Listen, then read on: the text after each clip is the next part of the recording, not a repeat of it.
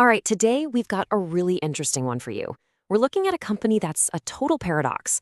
On one hand, it's a story of incredible growth, but on the other, there are some major red flags. Let's talk about Gravita India. So let's just get right to the heart of it. Picture this, a company's stock shoots up over 5,000%. I mean, that's insane, right? You'd expect the founders, the people who built it from the ground up, to be holding on tight. But they're selling a lot. And that's the big mystery we need to solve today. Okay, so first things first, let's get a handle on what this company actually does. And look, on the surface, the story is just fantastic. Gravita India is not your local recycling plant. No. This is a global powerhouse in the whole circular economy space. And they didn't get here by accident. This has been a long 30-year journey. It all started with just one little unit in Jaipur way back in '92. Then, boom, they expand into Africa. A few years later, they go public with an IPO. Then they start branching out into aluminum. And more recently, even rubber. It's just this textbook case of smart, steady growth. So where's the money coming from? Well, you can see right here, lead recycling is the absolute king. It's their bread and butter, making up a whopping 88% of their revenue. But, and this is important, they're not a one-trick pony. Look at aluminum. It's already at 9%, and they're pushing into plastic and rubber. So yeah, they're definitely not just sitting on their hands. And has that strategy worked?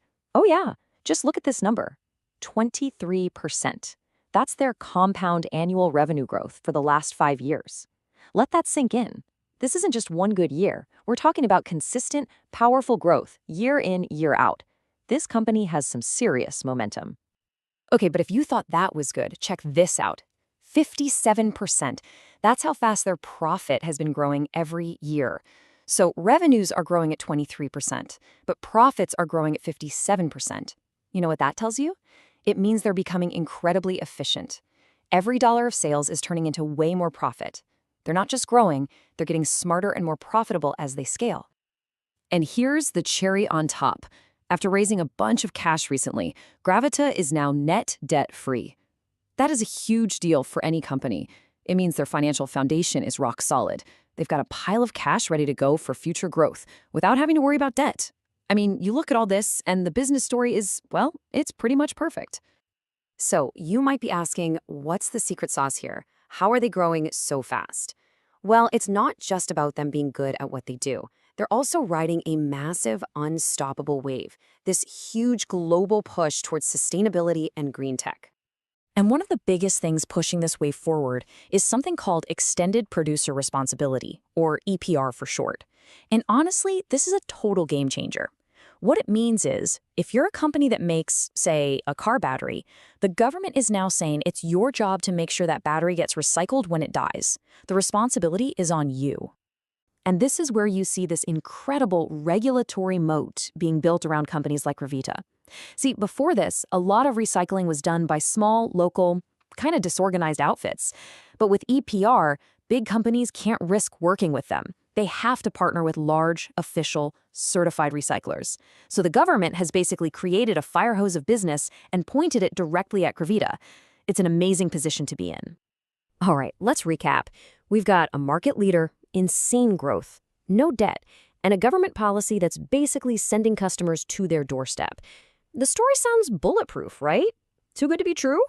Well, this is where things get complicated. And it all comes down to this one massive question. If everything is so perfect, if you're the founder of this incredible company with this amazing future, why on earth are you selling your shares? And we're not talking about a little bit here and there. We're talking about consistent, significant selling. And look, the numbers speak for themselves.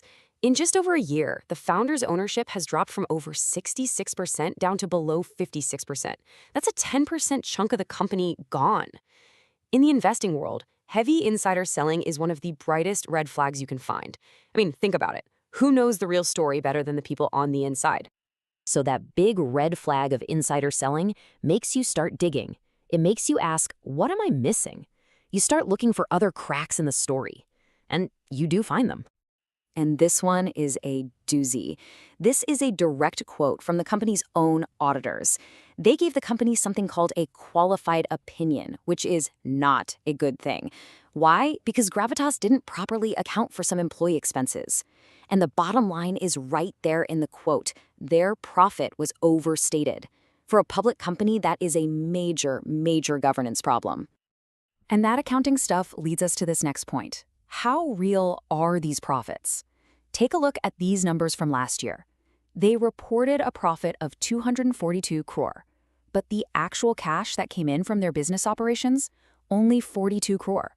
Now, look, there's always some difference between profit and cash, especially when you're growing. But a gap this big, it makes you wonder if those paper profits are actually turning into cold, hard cash. And it doesn't stop there. There are a few other things to keep on your radar. A lot of their profit comes from Africa, which can be politically unstable. Their whole business depends on commodity prices, which go up and down like a yo-yo. And of course, after that huge 5,000% run-up, the stock is expensive.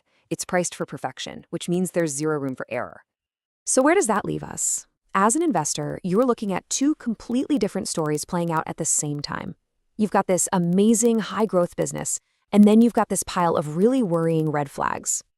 And this really breaks it down. The bull case, the reason to be optimistic, is powerful. They're a market leader, they have that government-backed moat, their growth has been incredible, and their balance sheet is clean. But the bear case, the reason to be worried, is just as strong.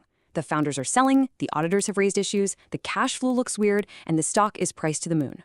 So what's the final verdict from the report we analyzed? Well, it's kind of twofold. If you're an existing investor who got in early, the advice is to probably hold on. The business itself is still great, but you need to watch those red flags very, very closely. But if you're a new investor thinking about jumping in now, the recommendation is to stay away. The price is just too high and the risks are too serious. The risk-reward just doesn't look good right now. And all of this brings us to the ultimate investor's puzzle, doesn't it? Is it possible for something to be a truly great business, but at the same time, a really bad investment? It's a classic problem. You can have a fantastic company, but if the price is sky high and you can't trust the numbers or the management's actions, maybe, just maybe, it's not the right place for your money. Definitely something to chew on. Hey everyone, if you love what you see on my channel, Trader Tactics In, don't forget to subscribe. Join our community and hit that bell icon so you never miss an update. Your support means the world to me, and it helps us grow together. Let's keep this journey going. Subscribe now and stay tuned for more awesome content.